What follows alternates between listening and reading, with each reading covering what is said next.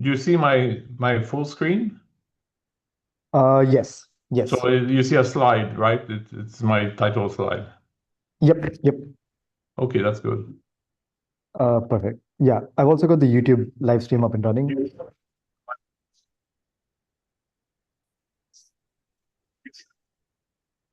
Oops, sorry about that. I think the live stream was also playing with a delay.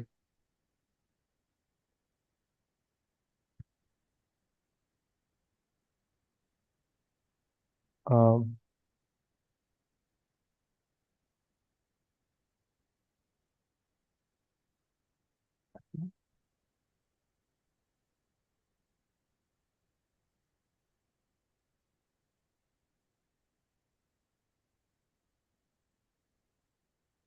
I'm sorry about the camera issue. Can't figure out what's going on. Yeah.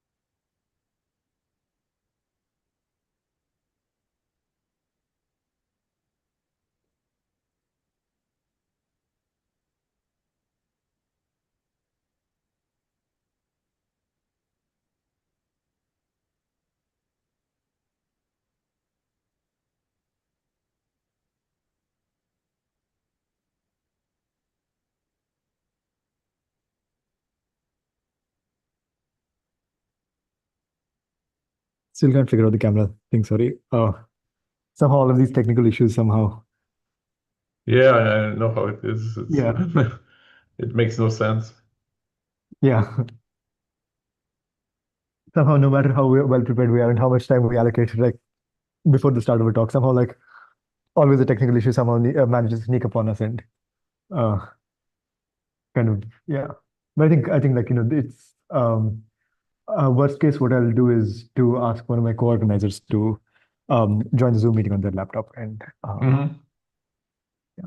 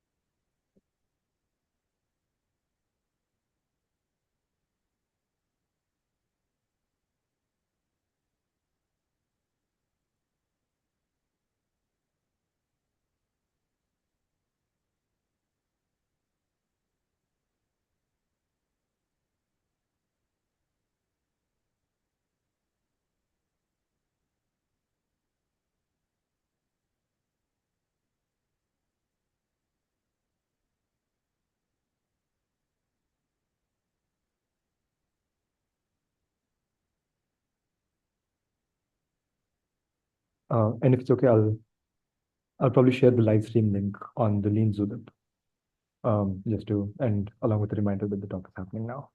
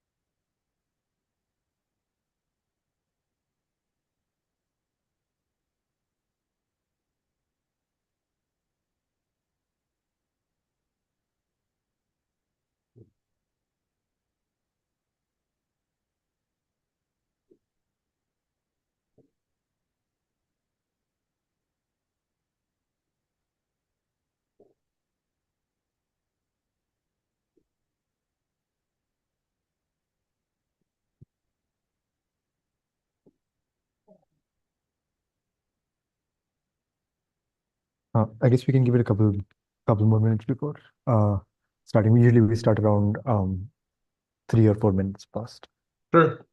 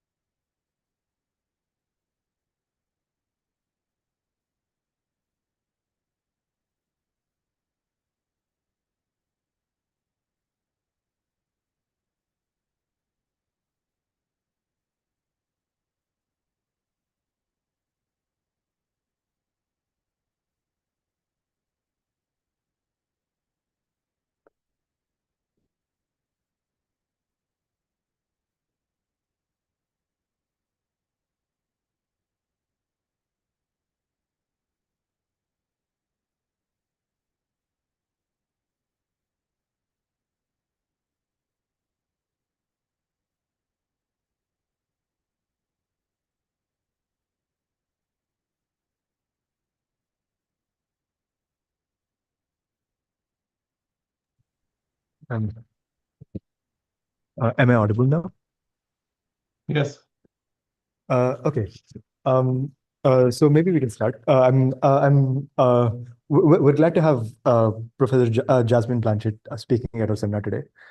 So he's known for his work on like on the Isabel sledgehammer and more recently the Necoco project. And today he'll be talking about lambda superposition for successful hammering. Thank you. So yes, I'm going to talk about a proof calculus called lambda superposition. Thank you for the invitation.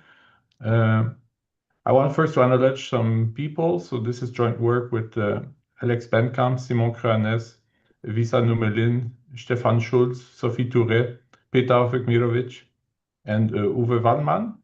And the research has been funded by the ERC and the Dutch NWO. So first, a bit of context. So this is the sledgehammer tool that is quite popular in Isabelle. And basically it works like this. So you enter a lemma that you want to prove, you press a button, you wait a few seconds, and then you get some proof text that you can insert into your formalization. So in this case, it's a call to a tactic called metis that takes a list of lemmas that are useful to refine the proof in Isabelle. So this is an example of calling a first order theorem prover, automatic theorem prover inside Isabelle to prove a first order goal. Now the way sledgehammer works is that it first selects, sorry, it doesn't translate first, it first selects some lemmas. So Isabelle might have 10,000 lemmas available, and maybe you want to pass only a few hundred to the automatic theorem provers. And then you translate these lemmas together with the conjecture, the goal that you want to prove. And you give the result, the encoded result, to either superposition provers. So these are provers like Ish, Pass, and Vampire, which are based on the so-called superposition calculus, which is a descendant of resolution, which you might have heard about. And then there are also SNT solvers that are used, also first-order provers. And then if they find a proof, then we reconstruct the proof somehow in Isabelle. So we find a textual representation, a tactic in Isabelle, or multiple tactics that recreate the proof in Isabelle so that Isabelle is happy with it. Here's an example of something a bit more complicated than the previous example I've shown. So this is a lemma that says there exists no function f such that a certain property holds. And then we assume that there exists such a property, and then that there exists such a function with that property, and then we derive a contradiction. And I've shown in orange, sorry, not in orange, in pink or red, the steps that are not entirely trivial, right? So you need to do an induction in one place, you need to instantiate certain variables in a certain place, and so on. And the rest is straightforward steps. And it turns out, based on that sketch, I recreated the proof in Isabelle with no particular knowledge. I just stated the 4 steps shown here in blue. I provided the manual hints in red, and everything else is either boilerplate or was generated by Sledgehammer. So you see, Sledgehammer helps you proving these obvious things that you have in mathematical proofs. Yeah, obviously this follows from that and so on. And then Sledgehammer can do either one-liner proofs with the Metis method or other proof methods or tactics, or multiple line proofs like in this example here, which are sometimes necessary. So Sledgehammer, I will claim, really works. It's not a toy. It's something that if you know Isabelle users, you probably know that you probably know about Sledgehammer and that it's very useful. Here are 2 people I haven't asked their permission to reproduce their opinions, so I'm going to call them Tobias and Larry. So Tobias is saying that using Sledgehammer is like running, and without Sledgehammer it's like walking. And Larry claims that you're 3 to 5 times more effective with Sledgehammer. Of course, he created Sledgehammer in the first place, so he's not completely unbiased. But he stopped developing it for a number of years, and then he came back to it, and then he made that comment. So I think he genuinely meant what he wrote, and he wrote that to me, not to the rest of the universe. So I don't think he was trying to lie to me either. And this is a student homework that had this beautiful ASCII art in there. However, Sledgehammer sometimes doesn't work, or at least didn't work. So if you tried some years ago, well, if you try first order provers on high order goals, then actually it doesn't work so well. So it's going to time out. So these are examples where it's higher order because you have binders, or you have functions as first class objects, like in the second lemma. Or in the third lemma, you have both. You have lambdas, which is a binder, and you have functions as higher order things, so that are passed as arguments to other things. So lambda is an anonymous function, right? So lambda x f x plus gx is just a function that maps x to f of x plus g of x. And according to a tradition, we don't put parentheses around the arguments of a function. So f of x is written just f space x. So this is sometimes confusing to mathematicians. We don't quite follow the mathematical notations. Let's see what happens. So this is the first of the three formulas. So when we translate that to first order logic, we use so-called combinators, and the result looks like this. So you end up with a big formula, and first order provers don't scale well in the size of formulas. So this doesn't work very well. That's why the prover times out. So already back in 2010, well, I think we've revealed the identity of Larry. It's Paulson from this paper from 2010. Larry wrote that we should use actual high order theorem provers instead of a translation. So we tried that. And then what we discovered is that Leo 2 and Satalax, the leading high order provers at the time, were much less performant on Isabelle benchmarks than the first order provers with the horrible encoding that I've just shown. So there was room for growth, right? And if you look at the state of the art at around that time, well, if you look at first order proof calculi, you had connection tableau's resolution had been phased out in some sense, and for classical first order logic had been overtaken by superposition, which has been winning all the trophies, so especially the vampire prover at the main theorem proving competition. Whereas in the SMT competition, you have SMT provers, SMT solvers winning the trophies. So you have SMT and superposition, who are the leading two approaches to classical first order logic. And the other approaches are kind of obsolete, or at least not as performant on these kind of goals. They tend to specialize for other logics, like non-classical logics, for example. And in the higher order scene, then the situation was that it was tableau provers or connection provers or resolution provers that were winning. And there seemed to be this big gap, like nobody had tried superposition or SMT apparently. And this was the gap that interested me and that made me write a grant proposal for a project called Matryoshka. So first, before I move on to explain how to fill this gap, I want to cover superposition for first order logic. It's an important calculus for this talk, of course, because it's the basis for lambda superposition. And first, I need to describe what first order logic looks like, because we have quite diverse audience tonight. So some of you probably know it and others might not know it. So first order logic is based on notion of signature, which tells you, gives you some function symbols, which is the vocabulary you talk about. So these are the functions for mathematics. This could be GCD, this could be multiplication, and so on. And then you build terms using either variables or these function symbols that I've just defined that you applied to arguments.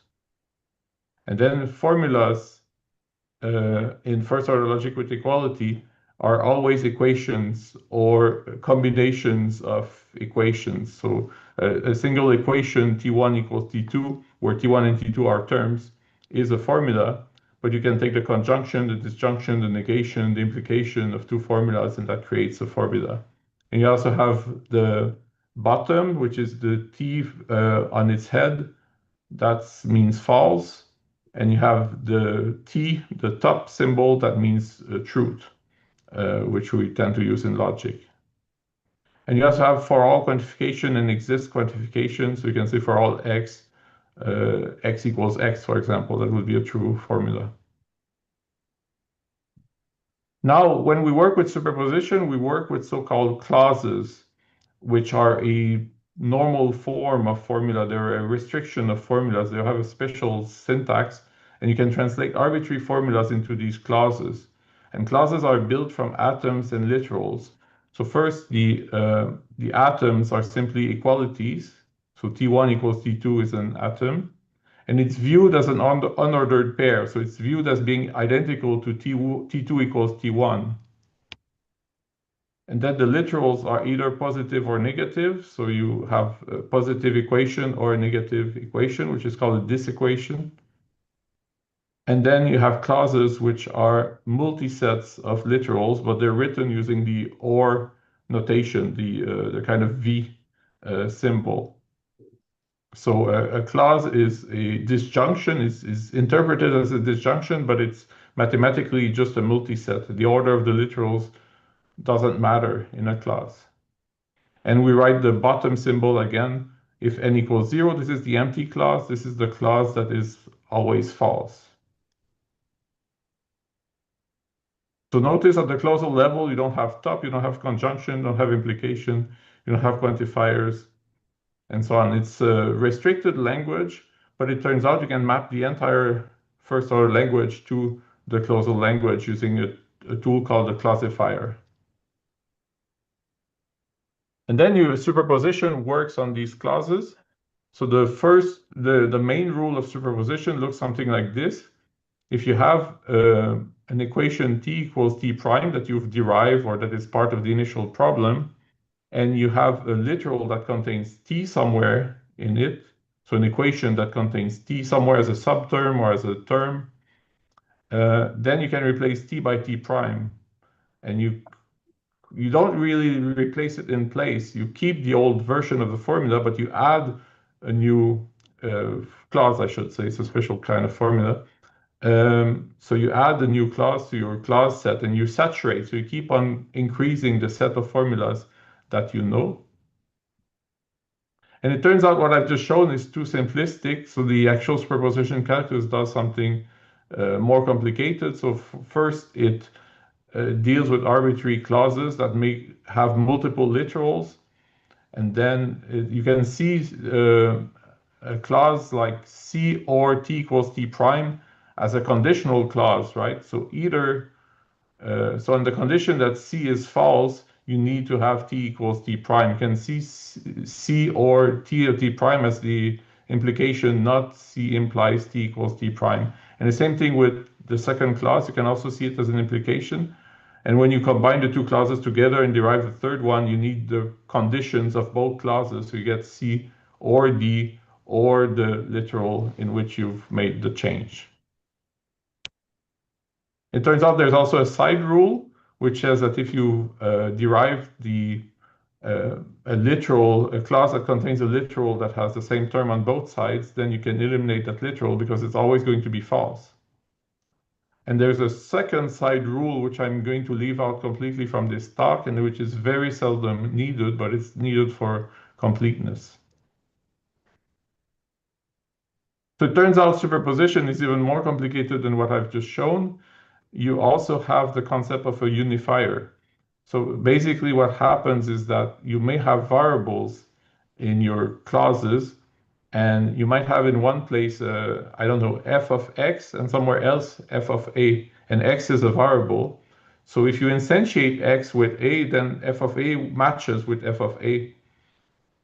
And this is what happens here. So you have t in the first clause, and you have u in the second clause, but then we state that t and u are unifiable. You can instantiate their variables so that they become the same. And that unification, that unifying the two, making them equal, is witnessed by a so-called unifier called sigma. Then basically you can replace u by t prime. And this is something people do in mathematics all the time, right? You have a goal, you have something to prove, a conjecture, you want to prove that 1 plus 2 equals 2 plus 1, and you have an equation somewhere around that says x plus y equals y plus x. you instantiate x with 2 and y with 1, and then you apply it. So this is the same thing that's happening as in mathematics.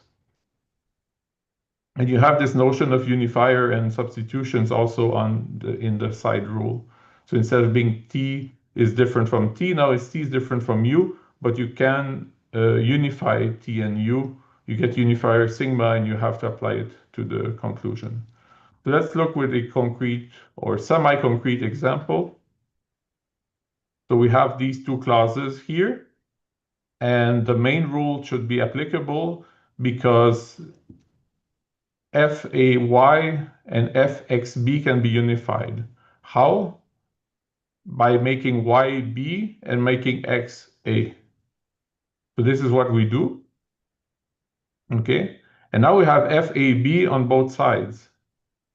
So we can apply the main rule of the superposition calculus, which is actually called superposition, confusingly. So I'm often going to talk about superposition rules.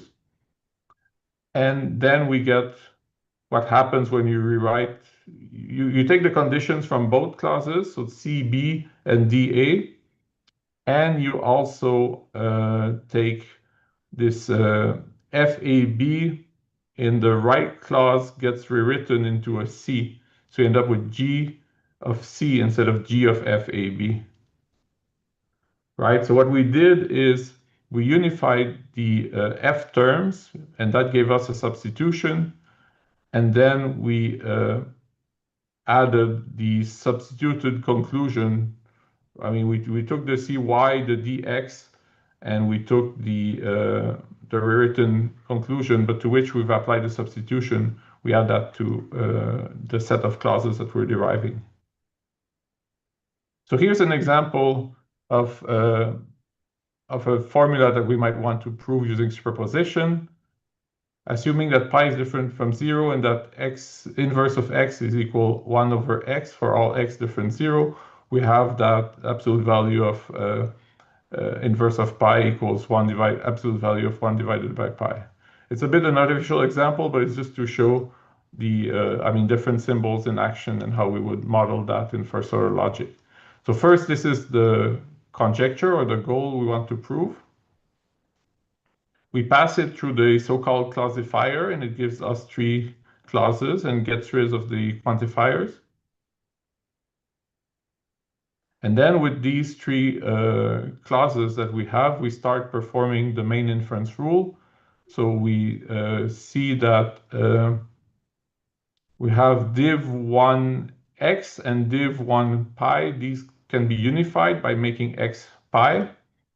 And then we can rewrite the div1x into, or div1 pi into inv pi, which is what we see here. So we rewrite the left-hand side of the top right equality into the right-hand side, but after instantiation of x with pi. Then what happens is we have the same term twice on the 2 sides of this equality. So we can remove it. It's always going to be false. So that's the side rule. Then we apply the main rule again to rewrite pi into 0. And then we have 0 is different from 0. We can eliminate this literal, and then we're left with an empty multiset, which is the bottom or false or empty clause. Okay? So this is superposition in action. So actually, superposition is yet more complicated than what I've said. It has so-called ordering restrictions, which says roughly that you rewrite big things into small things, but not small things into big things, right? And that helps keep the search space under control, and this can be done while keeping completeness of the calculus. Which is desirable. You'd like your provers to be complete to eventually find a proof if there exists a proof. So this is completeness. This is what it says. So if the initial clause set is inconsistent, and because you're doing proofs by contradiction, and inferences are performed fairly, so you don't postpone forever an inference that you could do, then the clause set that you eventually derive will contain the empty clause. So everything provable, everything refutable will be refuted eventually. So now my idea with my grand proposal was to have a native higher order superposition calculus. So a sound, complete, and also graceful generalization, one that behaves the same for first order clauses, but that is extended to higher order features. So that was the dream or the vision behind lambda superposition. So I have to say a few things about higher order logic. So it's also called simple type theory. So it's a bit like the dependent type theory of Lean or Rock or Agda, but well, classical for sure, and also without dependent types.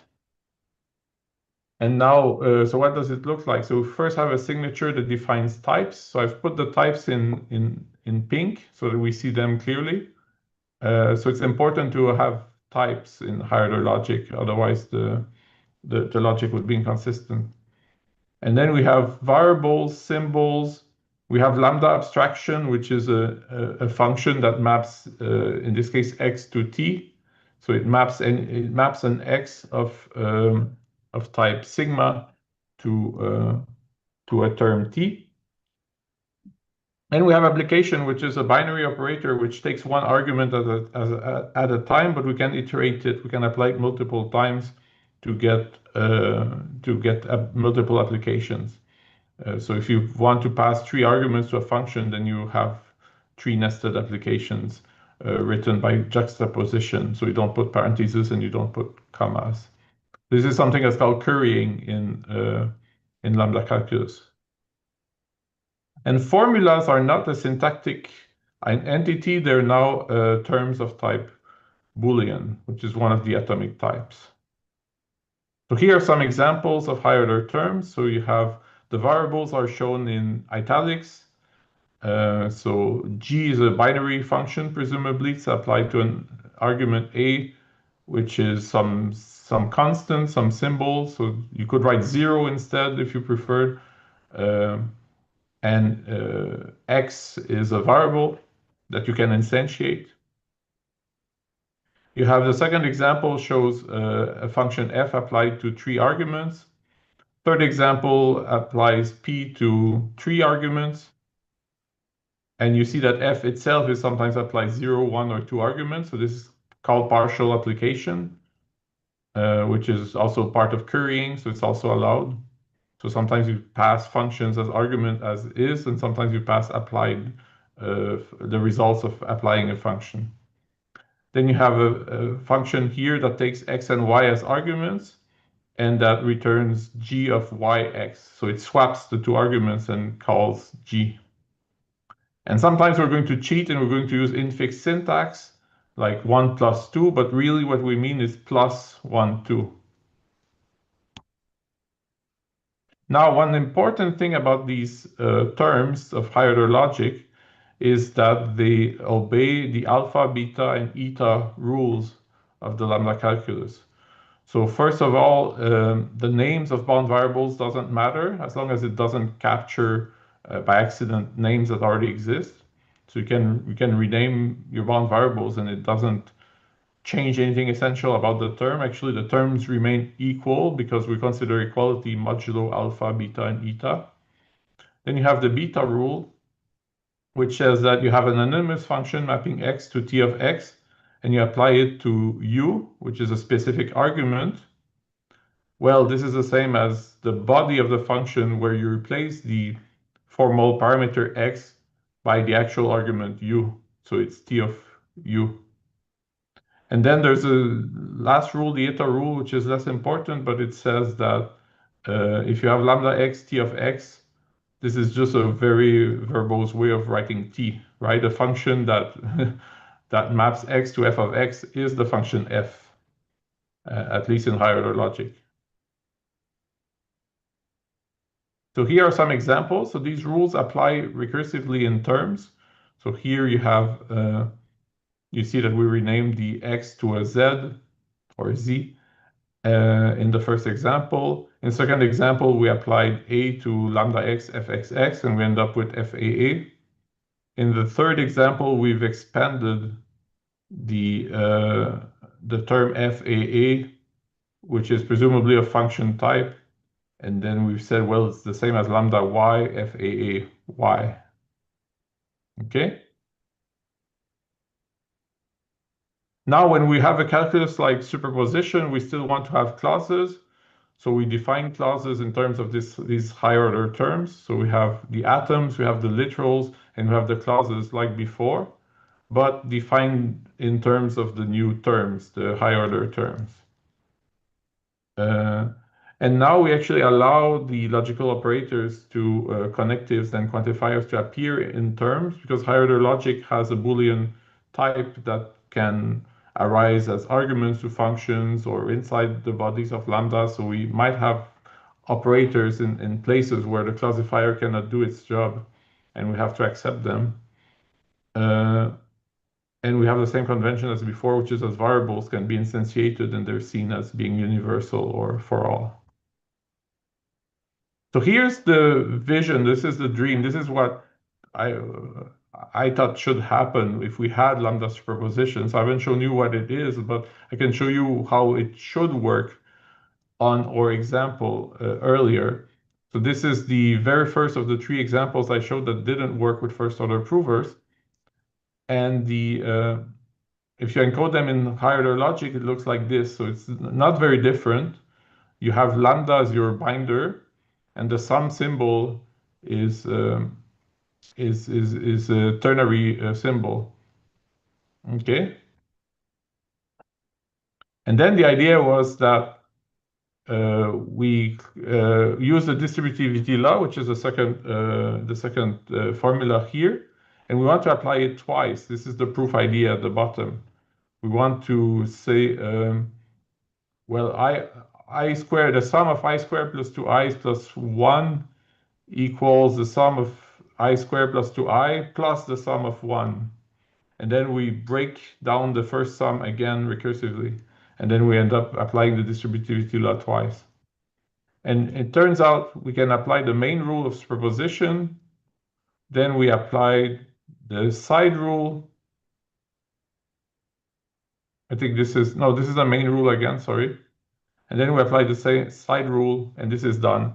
So you see, with two rules applications of the main rule and one application of the side rule, it works. But the reason it works, and I have to go back to the animation, is because we have implicit beta reduction or beta and alpha and eta conversion. For example, in the what we wrote on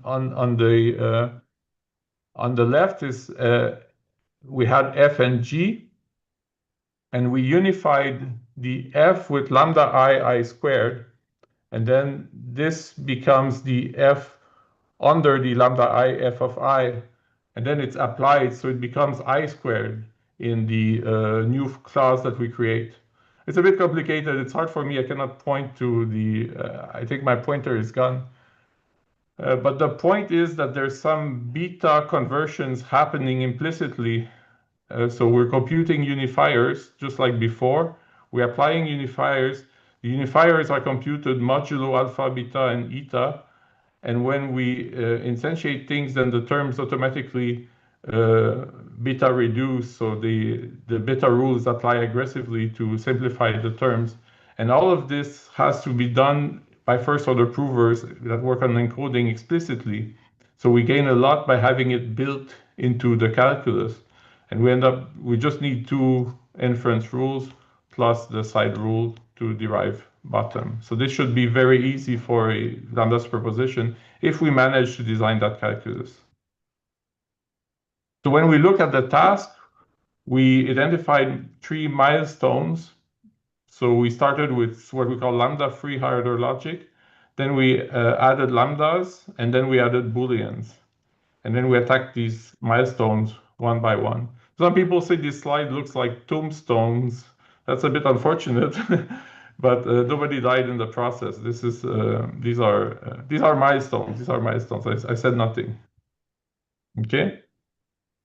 So let's look at the first milestone. So I'm going to focus on the main challenges we had to solve. We have to face when going from first order to higher order. And in first order, there's this thing called the term order. You saw there was this ordering in the last version of the superposition calculus that I've shown. And in particular, the ordering must satisfy these two properties. So a subterm must be smaller than the whole term. So C is smaller than G of C, for example. And then putting two terms in the same context should preserve the orientation. So if you have B is greater than A, then you put them under context F whole C. So these square brackets denote a whole. So then you plug in the B or the A inside that hole, and you end up with FBC and FAC, and you should preserve the orientation, right? So, I mean, I could give an example from real life. Suppose you prefer, let's say, cake to spaghetti. Then you will prefer cake on the plate to spaghetti on the plate, right? They're under the same context or over the same context in this case. So in higher order, it doesn't work so well, and here's the reason. So we start with these two terms here, and we see that the one on the right is a subterm of the one on the left. So it should be smaller. Then we plug them under the context. This is a very special context now. It's a higher order context. The whole is a function. And to do that, you have to be higher order because you have to be able to have terms that denote functions and not just the values of applied functions. And then you pass that function an extra argument. So on the left, what happens is that the y captures this big argument that's shown in blue, and the argument just vanishes because the y doesn't appear inside the body of the lambda, right? We're mapping y to blah blah blah, and then when we pass an argument for y, then we end up with blah blah blah. On the right, on the other hand, we have lambda z, and we return z. So that means the argument gets returned intact. And then we have a different orientation because the left is a subterm of the right. On the other hand, the second rule tells us that, well, we've put the two terms under the same context, the orientation should be preserved, the orientation we had above. So we have an impossible situation. So people discovered that in the 90s, and then they gave up. They said, well, we cannot do calculi like resolution and superposition that have a term order in higher order, and they gave up. And I wrote my grant proposal, and I said, there must be a way to make this work. We'll figure it out. Give me the money. And we found a solution, and we basically weakened the second requirement. We said only first order-ish context must preserve the orientation, so not context like I just showed. And then we made the main inference rule act only on first order-ish context, so these two things have to be in sync. And then we compensate with an extra inference rule. So before I continue, I'll just tell an anecdote, which is when I gave a talk on this topic before, Moshe Vardi asked, a known computer scientist asked me, I've never heard about first order-ish contexts. What are they? What does this mean, first order-ish? And in more papers, it's actually called green context, but nobody knows what a green context is. You have to read the definition in the paper. So I thought I'll try to convey the essence of it by calling it a first order-ish context. But what I mean really is a context like F whole C is a first order-ish context, whereas a context like whole applied to an argument is not a first order-ish context. It's a context that exists only in higher order logic. Okay? So let's look at our example. So we have this clause set, which is unsatisfiable. or inconsistent. Why? Because we're saying f is equal to g, but we're saying that when you apply them to A, they behave differently, but they're supposed to be equal, right? So we might think, oh, I know what I'll do. I'll just rewrite the g into an f, and whoops, I went too fast there.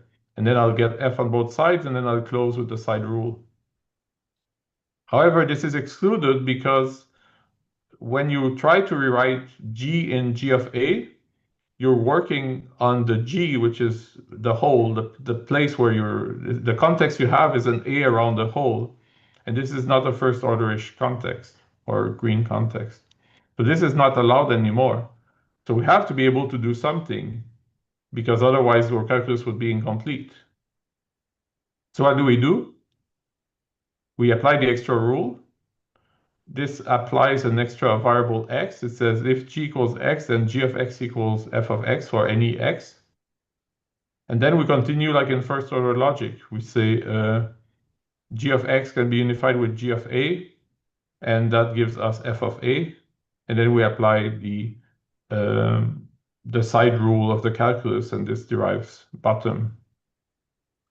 So the calculus looks something like this. So we have the three rules in blue, which are the main rule, the side rule, and the extra side rule, which I promise I will not show in this talk, but actually popped up here.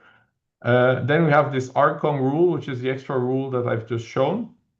There's also an extensionality axiom at the bottom, which I will not mention further. And this was the first milestone. But of course, there are 20 pages of proof to show that the calculus is complete, and we have to show soundness as well.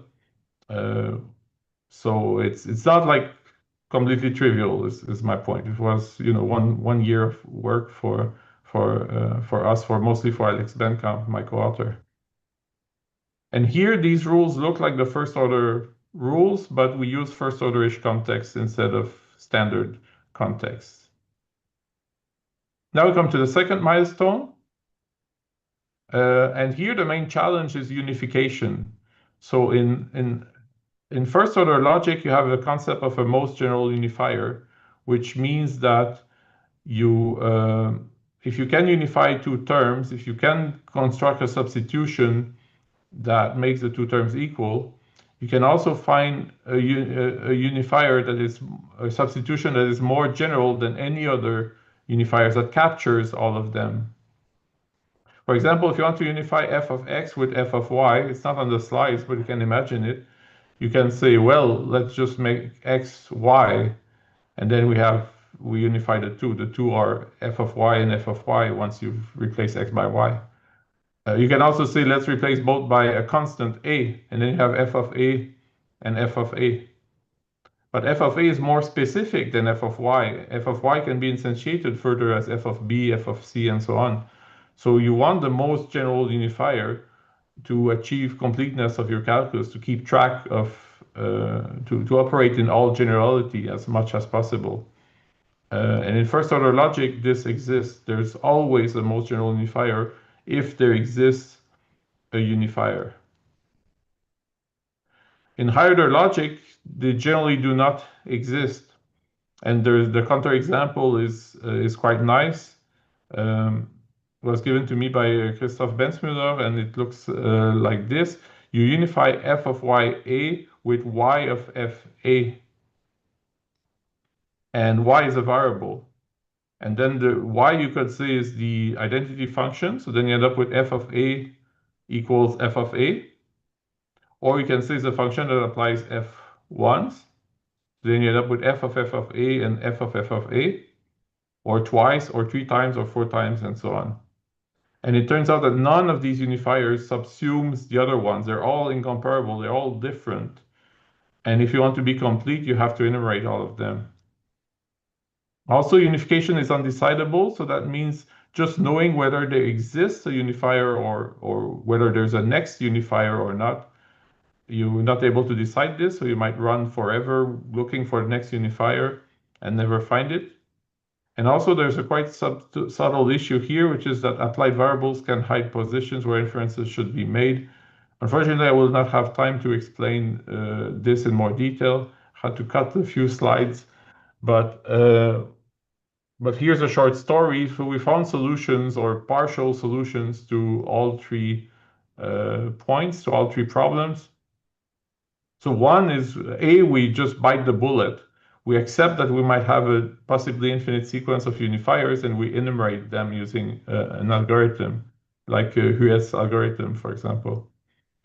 But this would mean that we could get stuck forever if we have infinitely many unifiers and we're just computing one inference. And so we need to compute a few or try to compute a few, but we need some kind of timeout and then move on to other aspects of the prover, perform other inferences, and then come back and do more of the work later.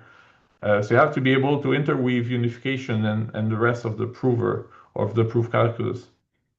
So that means you have to program a bit cleverly there. And for C, we introduce a special so-called fluid version of the main inference rule, which again, I cannot really go into. It's an exciting topic, but I had to cut it out. So exciting to me at least. And so now we end up with this calculus, which is similar to the previous one. We have fluid sup, which appeared. We have the main rule called sup, which now unifies where the unifier comes from a sequence. So the rule might generate multiple conclusions, even infinitely many conclusions. And that's it for the second milestone. And then we come to the third milestone, where we added the Booleans. I'm not going to say much about it. So in first order logic, you have a strict separation and layering between terms and formulas. So your formulas talk about terms, but your terms don't talk about formulas. And you can classify formulas and get rid of lots of quantifiers, all the quantifiers and lots of the logical structure. In higher order logic, you cannot just pre-classify because sometimes you have Boolean formulas which appear not in the outer frame of the formula where you can easily classify them, but maybe inside lambdas or in other places. And also, you have variables that may quantify over Booleans, and you need to dream up logical formulas for these if you want to be complete. This is something called primitive substitution in some calculi. Some of you might have heard of it. And the solution was to introduce dedicated inference rules to classify dynamically. And this is what the picture looks like once we've added those rules. So there are quite a lot of rules. It's very technical. I'm not going to dwell on this, but it shows that the Booleans really added a lot of complexity to the calculus. Usually if people tell me, oh, I want to learn more about lambda superposition, where should I start? I tell them, read the second paper. Don't start with the third. It's too technical.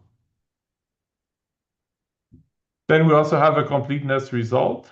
So if the class set is initially inconsistent and inferences are performed fairly, then we will eventually derive bottom. But this is with respect to a Henkin semantics, not the standard semantics. Why? Well, because of Gödel. So Gödel's incompleteness theorem tells us that we cannot have a sound prover for higher order logic that will be complete for the standard semantics. But this is okay. We're trying to use these provers as backends to systems like Isabelle, which anyway work with implicitly with Henkin semantics. So Lambda-Superposition is implemented in 4 automated theorem provers. The main implementation is in Superposition, which is an OCaml program developed initially by Simon Cronès, and that has been taken over by my co-authors and me to a small extent, in particular Vukmirovic.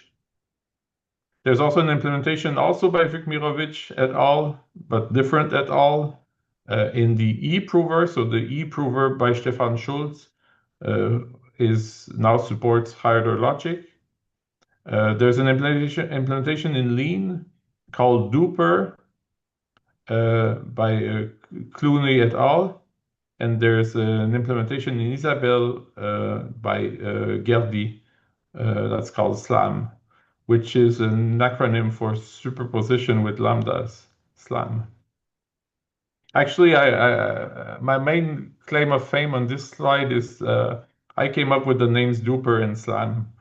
Even though I didn't contribute to their code, I didn't contribute a line of code, but I mean, there was already a prover called Super in Lean, so I said, well, call the next one Duper, and that seems to have stuck.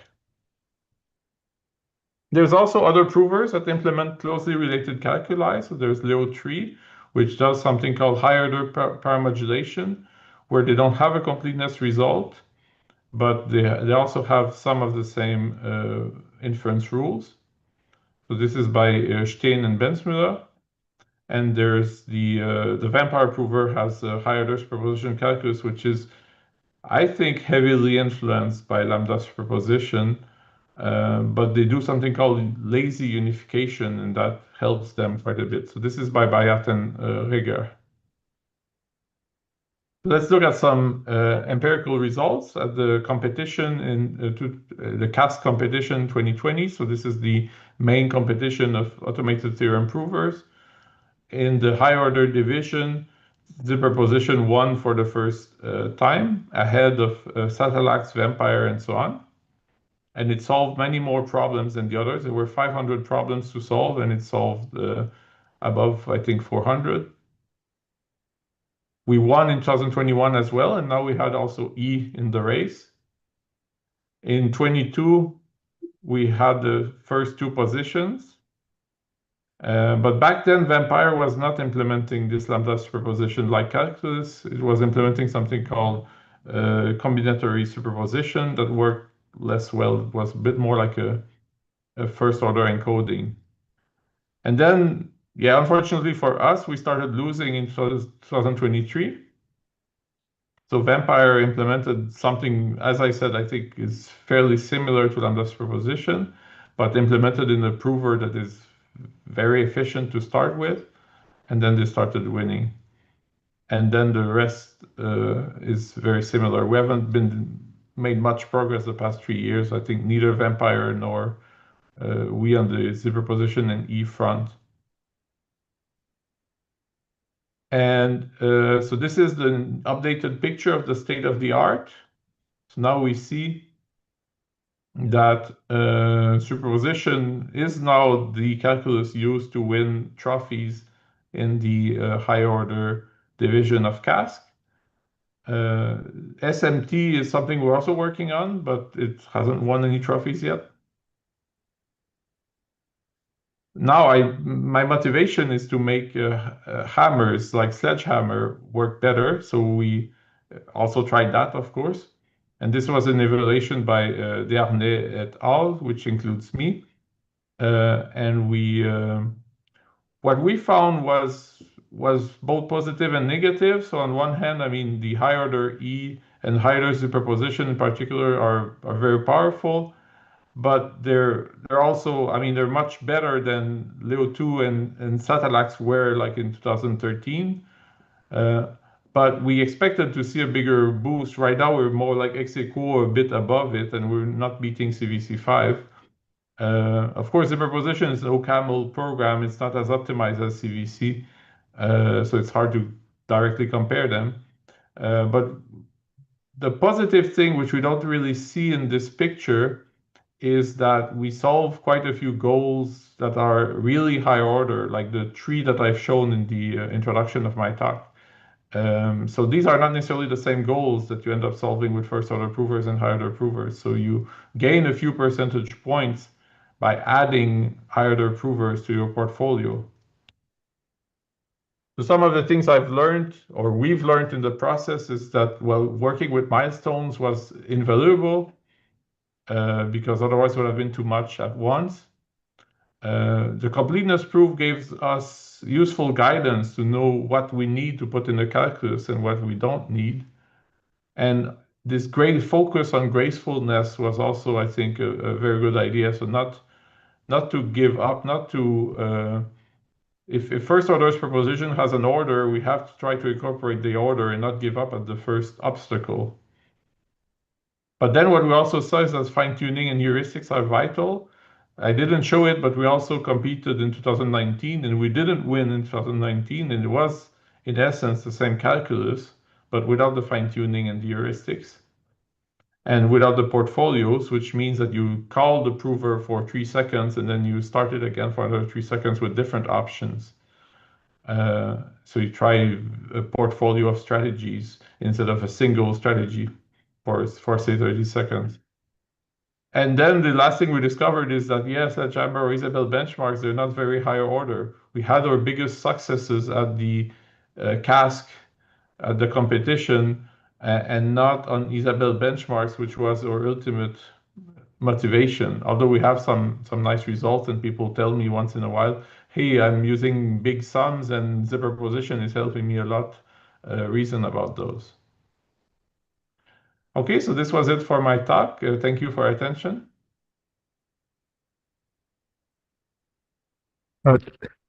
Thanks a lot. So we'll take questions now.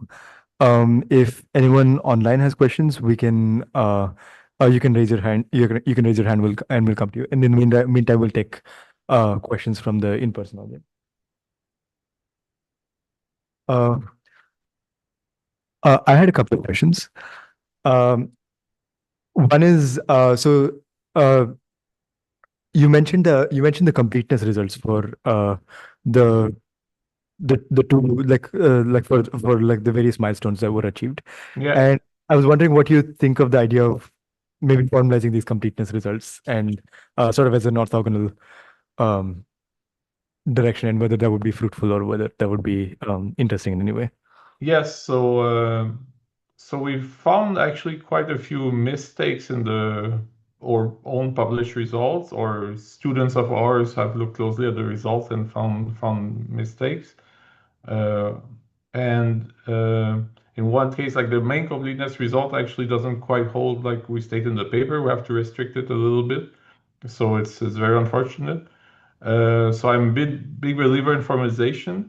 And so a postdoc in my team, Martin Desharnais Schäfer, so he was the Desharnais that I cited a few slides ago, has started to formalize a newer version of the lambda superposition calculus, but he's starting, with the semantics of higher order logic. And I think just to get the semantics in place and the terms in place and so on, the syntax in place, he's probably just going to have to spend half a year, and then he'll have a paper out of this. But it's a lot of work, so we'll see how fast that goes.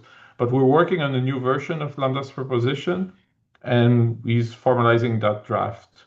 So hopefully there will not be any mistakes in that in that version. Okay, yeah. That sounds interesting. And yeah, like I agree. It sounds like quite a bit of work. I had another question. Yes. So you mentioned that you have a classification phase in the lambda superposition framework.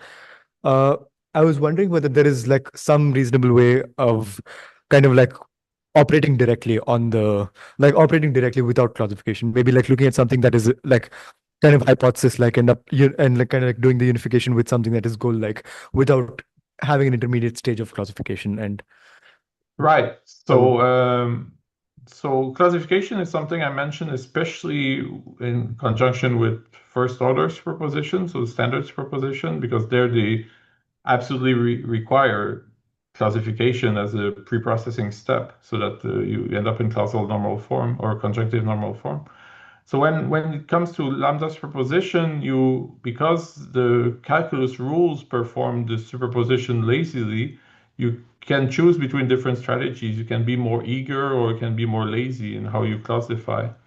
And sometimes it pays off to be more lazy because you might have certain structure that occurs in multiple places in your problem. And if you classify it, it will explode and you will not recognize that you have the same thing multiple times. And if you manage to postpone classification and perform superposition and unification and so on the things before they are classified, then sometimes you can take shortcuts. And this is something I'm not very qualified to talk about it. It was my PhD student, Petar Vukmirovic, who worked on that. But he was inspired by the fact that Satalax also doesn't, one of our competitors doesn't aggressively classify, and he noticed that it was able to prove many problems that we lose if we classify aggressively. So I think the answer is we can do it with our calculus to a certain extent. We can delay classification, and that sometimes helps on some problems. Okay. I think it was Gérard Huet who said that classifying before you start proving a problem, a formula is like shooting yourself in the foot before going on a long hike.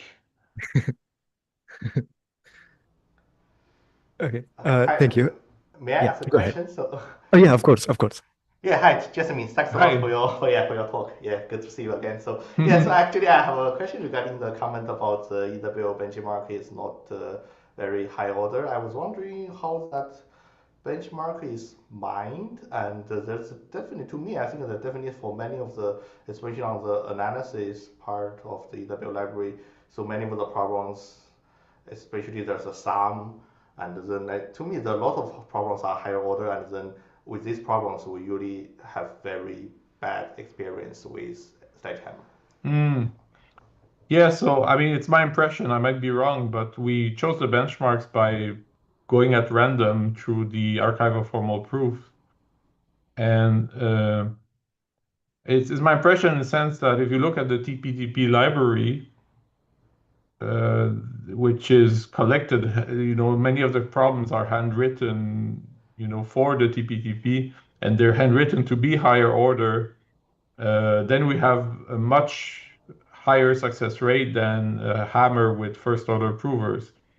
And then when we try the same two setups against Isabelle benchmarks chosen at random from the archive of formal proofs, it turns out that the encoding works well. So it seems to me, without being able to really say that I've measured it, that the Isabelle Hall is not so higher order, and that's also my experience most of the time. I think what you're describing there is more the exception than the rule in Isabelle.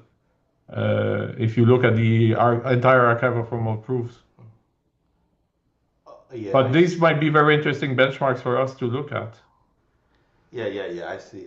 Yeah, so it's just yeah. So yeah, maybe for the entire archive it could be the case, but at least for the many of the math heavy, so maybe for the computer science related Mm. formalization, I guess it's probably first order. But for the math related formalization, I think there should be quite a lot of higher order problems. And then my my impression is that okay with this, especially analytical proofs, and then we is we push the hammer for the initial problem, we push the hammer and it does not work. Usually we need to maybe to manually instantiate some of the higher order variables into some functions, and then to kind of manually translate into first order, and then we push the hammer, it works.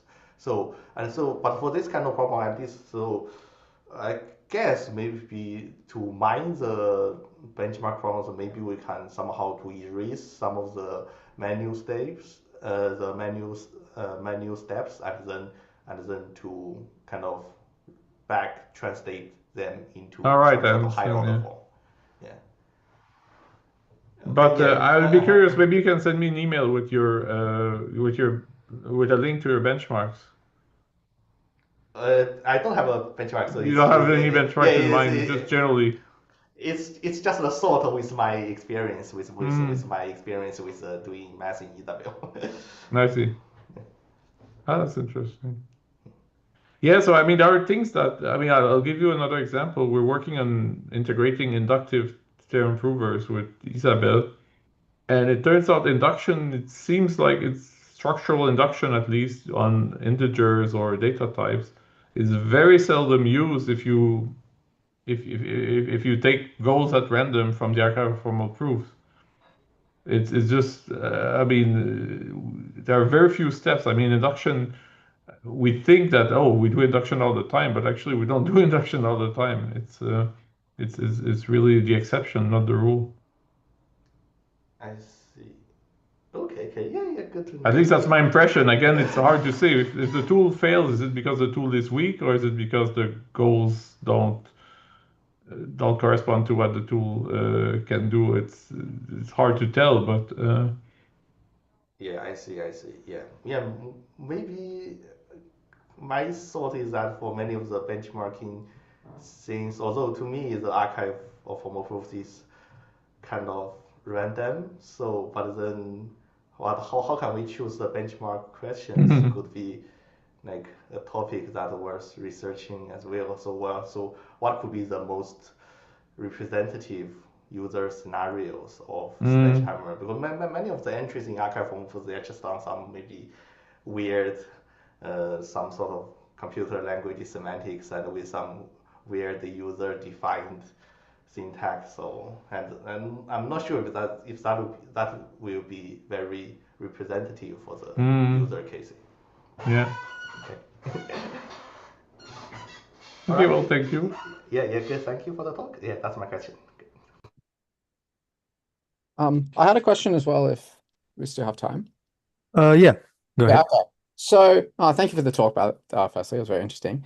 But yeah, I was curious about like the sort of last milestone where you added a lot of inference rules to get rid of to deal with this Boolean case thing. And it sounds like you kind of need all of those rules, or at least you feel that you potentially need all of those rules to have completeness.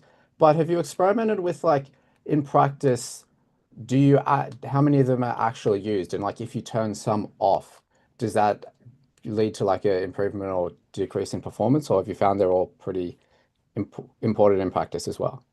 Well, I think I mean, what we do most of the time in practice is we classify, and that takes care of, we classify aggressively, and that takes care of 95% of the Boolean structure.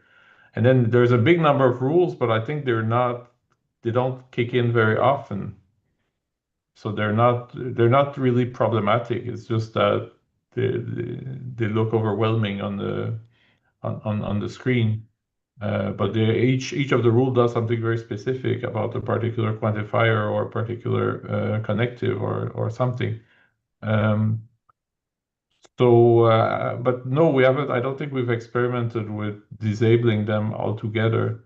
We've played with. We have a paper called "Making High Order Superposition Work" or something, or Lambda-Superposition Work or something like that. And we played with 3 different strategies for classification, but never not doing it at all. Yeah, fair enough, I guess. Yeah, if it's always like quite a specific form that you need to apply the rule in, then you can't. I see how the rule would be, I guess, not problematic. So that makes sense. I mean, some of the rules are problematic. There are some that have fluid in their names, and these we can disable them because they're very explosive and they're very rarely useful, if at all. But they're needed for the completeness proof. Ah, gotcha. Okay, cool. So this is a bit an unfortunate thing. So in the first order world, there's a good match between completeness and performance. So complete provers tend to have a higher success rate than incomplete provers. In higher order, there's a bit of a disconnect, possibly because we haven't found yet the best calculus. So what we see at the competition, when we see, oh, we won against Vampire and so on, most of the modes we use were incomplete modes. I think all of the modes we use were incomplete modes. So we disabled some of the fluid stuff which is necessary for completeness.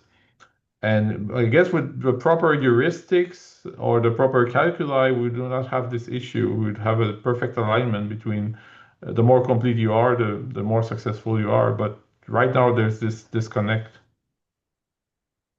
So it pays off in practice to be incomplete, which goes against what I wish would be the case. But Yeah, yeah. yeah, that makes sense. Cool. Thank you. Thanks a lot. Do we have any further questions? If not, let's thank the speaker again. Thank you. Yep, thank you. All right. Yeah. So yeah, thank you so much. It was a pleasure to be at this seminar. So catch up with you at some other time. Yes. Yeah, thank you so much. Yeah, this was a really interesting talk. And yeah, I'll since it's okay with you to put the recording up online, I'll do that soon, and I'll send you a link once that's done. Okay. Okay. Okay, bye-bye. Thank you. Bye.